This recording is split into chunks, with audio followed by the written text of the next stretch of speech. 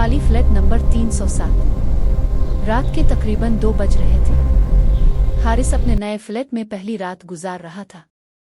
इमारत पुरानी थी और तीसरी मंजिल पर सिर्फ वही रहता था।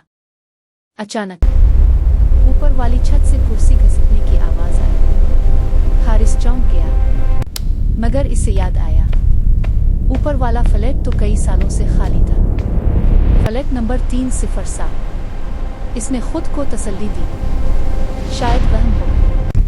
लेकिन फिर छत से आहिस्ता आहिस्ता कदमों की आवाज आने लगी, जैसे कोई उसके कमरे के एंड पर चल रहा। हारिस ने फौरन बिल्डिंग के चौकीदार को कॉल की। चौकीदार की आवाज कांप रही थी।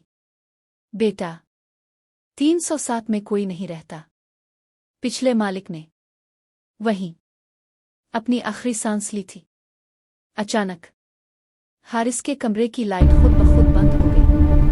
मुकम्मल अंधेरा।